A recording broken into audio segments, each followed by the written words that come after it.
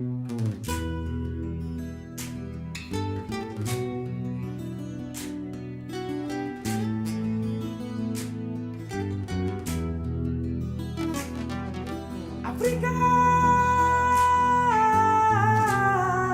sommes ici dans le 4e arrondissement de la ville de Douala, c'est à Bonabéry. Juste derrière moi, dans ce domicile, se trouve Jean-Pierre Mabingo Sommet, qui est un enfant âgé de 10 ans seulement.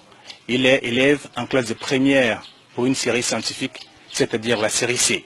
Nous allons entrer et comprendre tout cela avec ses parents et lui-même, Jean-Pierre.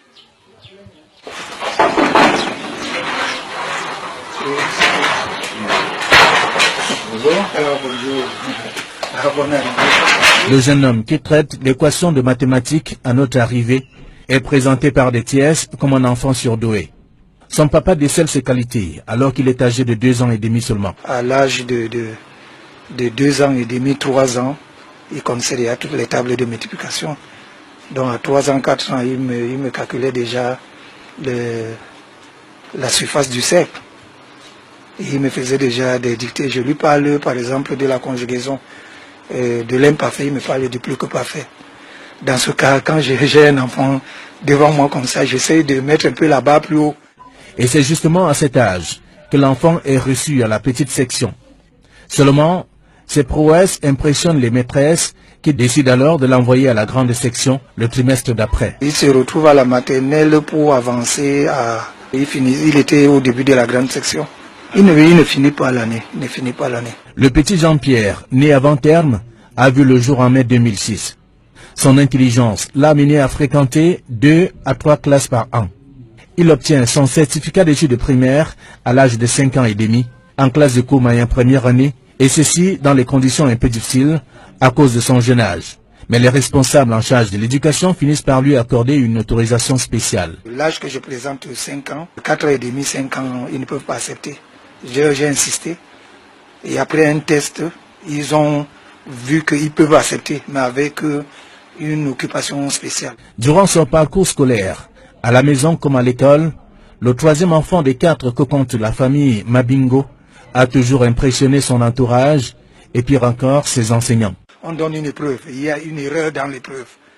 Et lui, il lève le doigt qui est, s'il vous plaît monsieur, il y a une erreur. On lui dit, mais monsieur, arrête, fais comme cela.